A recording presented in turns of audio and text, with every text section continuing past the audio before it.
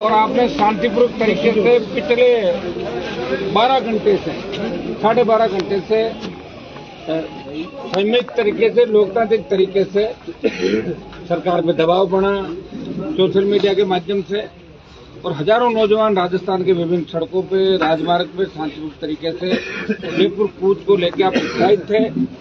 और हमारा मुख्य मुद्दा था रिया के अंदर जो अवैध बजरी निकल रही है, बजरी माफिया के खिलाफ जो आंदोलन हम कर रहे हैं, बजरी माफिया के खिलाफ सर्वे करा के इलीगल माइनिंग को रोका जाए। दूसरा, एसडीएम के खिलाफ कठोर कार्रवाई, माइनिंग अधिकारियों के खिलाफ कार्रवाई। और 12-15 जो बिंदु थे हमारे, कई मेड़ता रिया के गांवों का मामला हो जो छूट गए थे गाँव आपदा चंद, और फसल बीमा का कई मामला था। तो दूसरे हमारे मामले थे रेलवे ट्रैक, जो रेलवे लाइन है रास मेड़ता और पुष्कर मेड़ता, इसमें विशेष मुआवजा, विशेष पैकेज मिले। इन सब मुद्दों को लेके उस समय कहीं कम्युनिकेशन गैप रहा और बीच में बात नहीं हो पाई और हम कहने के निकले। उसके बाद कलेक्टर साहब का टेलीफोन आया कि भाई एक बार हमारे जिले की सीमा के अंदर बात करेंगे। और बात वाजिब भी है कि अपन अजमेर जयपुर जाके बात करते तो वही बात थी। तो आप सब ने पिछले 8 बजे में आगे थे और 9 घंटे तक मजबूती से आप लोग यहाँ डटे रहे, खड़े रहे। मुझे पता है कि आधे से ज्यादा बच्चों ने खाना भी नहीं खाया होगा क्योंकि आसपास होटलें थी, वहाँ तो खाना खत्म हो गया। बड़ी तादाद के अंदर आप लोग थे। मैं आपको विश्वास दिलाता हूँ कि आज भी 5 बजी है 6 और परसों बजी थी 5। परसों ठंड ज्यादा थी, आज ईश्वर ने हमारी सुनी, आज ठंड नहीं, तो आराम से अपना टाइम निकल गया। मैं कलेक्टर साहब को भी धन्यवाद दूंगा, एसपी साहब को धन्यवाद दूंगा, तमाम अधिकारियों को कि ये आपके बीच आए और जो हमारी मांगे हैं, सरकार से भी बात होगी उच्च स्तर पर, हमारी सारी मांगे सरकार ने मान ली है। और कलेक्टर साहब और एसपी साहब जो पुलिस से संबंधित है वो एसपी साहब उनका करेंगे और जो बाकी संबंधित है वो आज लेटर भी जारी कर दिए, कुछ लेटर कल लिख देंगे। और परसों सुबह से सर्वे की टीमें रिया के अंदर आ जाएगी, चौकियां लग जाएगी, कैमरे लग जाएंगे और दोबारा बजरी के मामले को लेकर मुझे नहीं लगता कि हमें आंदोलन की आवश्यकता पड़ेगी। बहुत बड़ी जीत आप लोगों के संघर्ष से हुई है और बजरी माफिया के ऊपर लगाम राजस्थान में लगेगी। मुझे याद है 18-23 के अंदर भी 12 आंदोलन बजरी माफिया के खिलाफ हमने किए और हमारी एफआईआर भी ईडी सीबीआई राजस्थान के अंदर आई थी, भीलवाड़ा की एफआईआर। निश्चित रूप से यहाँ जो नागौर से आपने हुंकार भरी, दिल्ली तक इसकी आवाज जाएगी और आप सब लोग इसी तरह संगठित रहें। अन्याय जहां भी होगा हम आगे भी लड़ते रहेंगे। बहुत बहुत आप सबको धन्यवाद। अब एक बार दिलीप जी आपको कुछ डिमांड बता रहे, कलेक्टर साहब बता रहे, जो मांगे थी वो तो बता दी हमने आपको, सेम ही आप थोड़ा ना बता दें। आज जो वार्ता हुई हमारी सकारात्मक रही और डिटेल में एक बिंदु पे बात हुई है और लिखित के अंदर भी इसकी एक कॉपी सांसद महोदय को दी है, एक हमारे पास में भी है। नियमानुसार हमने कार्रवाई करने के लिए और वो अवगत कराया है।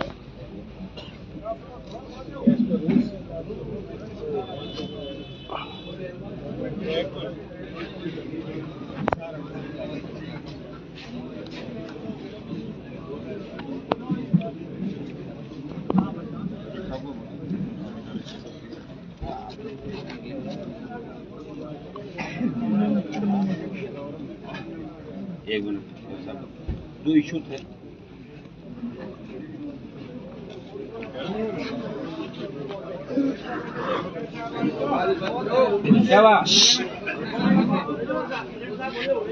अरे तो माइक कोनी तो यही अब 5 बजे इतने सुने थी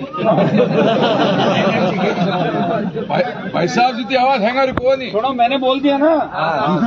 जो मुद्दे थे, एसडीएम के खिलाफ कार्रवाई, एएमई के खिलाफ कार्रवाई, माइंस माफिया के खिलाफ कार्रवाई, मुआवजे, रेलवे लाइन के मुआवजे, तमाम जो हमारे थे कलेक्टर साहब की तरफ जो अपन चाहते थे, स्टेट गवर्नमेंट की तरफ जाते थे, आगामी 2-3 दिन के अंदर सारे रिजल्ट 100% आपके सामने हो जाएंगे। देखो आज का दिन तो गया था, लेटर वेटर लिखने में आज पूरा दिन निकल जाएगा, ठीक है ना। तो आपकी मैं मान लूं कि 90% जीत होगी, 100% ये मांग 90% लिखित में हमने ले लिया सारा। 100% जब हो जाएगी, जब 100% हो जाएगी। आज 90 हो गई है, ठीक है ना। उदास क्यों, अब क्या हो गया बताओ।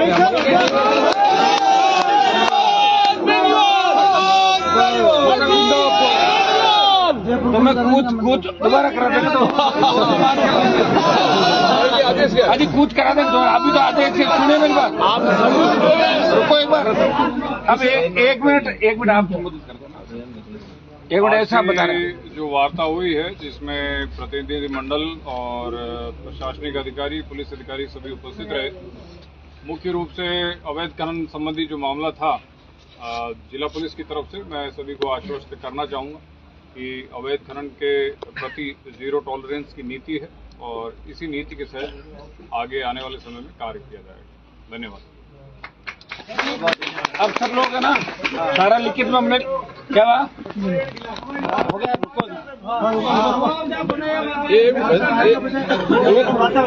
एक मिनट हमने सारी चीजें है ना, ये सारी 15 जो अपनी डिमांड थी 15 सूत्री, ये सारा लिखित में हमने ले लिया। हमारे तीनों के कलेक्टर एसपी हमारे और दिलीप जी के साइन नहीं कह रहा हूँ, ठीक है।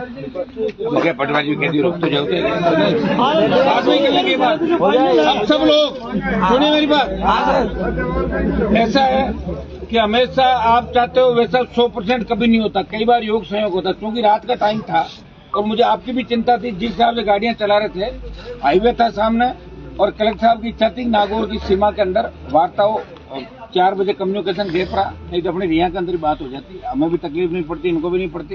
लेकिन योग संयोग था, जो हुआ अच्छा हुआ। कूच अब वैसे 2.5-3 साल और कौन कूच करेगा, अपने को जब इच्छा और करेंगे। अब तैयार रहो आगे के लिए, ऐसे नर्वस नहीं होना। ये सारे काम आपके जो आंदोलन बजरी का था, जो यहाँ भ्रष्टाचार बदमाशी हो रही थी, वो पूरे काम आज से शुरू हो गए और कल परसों शाम तक सारे काम जैसे आप चाहोगे, जैसे आप चाह रहे हो, सारे काम आपके हो गए, दिखा लिया। और रुकिए, अब धीरे धीरे गाड़ी चलाते हुए, समझ गए ना, क्योंकि आज भी एक गाड़ी अपनी यहाँ टोल पे कोई डंपर वाला ले गया था, ईश्वरी कृपा वही नहीं, परसों भी आते हुए। तो तेजाजी महाराज की कृपा तो है ही, लेकिन थोड़ा अपने को भी ध्यान रखना पड़ेगा। तो धीरे धीरे घर जाना है और तैयार रहना, कभी भी कूच या 12 घंटे 24 घंटे पहले जैसे भी अल्टीमेटम दे। अब आपको मैं धन्यवाद इस बात का दूंगा कि रिया के अंदर 36 घंटे में आपने 2 बार बड़ी रैली करी इस ठंड के अंदर खुद के साधनों से। मेरे हिसाब से कोई भी नेता नहीं कर पाता है। एक दिन गए, 2 दिन गए, तीसरे दिन उठते कुत्ते लोग। और आज भी कितनी तादाद में, और बगरू दूध से लेके भाखरोटा तक उतनी तादाद में सब गाड़ियां खड़ी। इसलिए आज सब लोग जो सुन रहे हैं मुझे राजस्थान के, उसका मैं धन्यवाद दूंगा कि उन्होंने सोशल मीडिया मुझे ताकत दी, मेरे लिए गांव से उठकर जयपुर की ओर कूच किया। उन सबको मैं हाथ जोड़ के कहना चाहता हूँ, एक बार अपने घनत्व पे गांव लौटे, अपने घर लौटे और दोबारा हम फिर मुलाकात करेंगे। आगामी आंदोलन जब भी अपना होगा, सरकार में जहां भी अन्याय होगा वहां अपन चलेंगे और जवान किसान के हितों पे कभी भी कुठाराघात नहीं होने देंगे। सब लोग आराम से पधारें, जयकारे लगा दें। तेजाजी महाराज की जय, रामसा पीर की जय, बजरंगबली की जय। अब सारे लोग जाएंगे।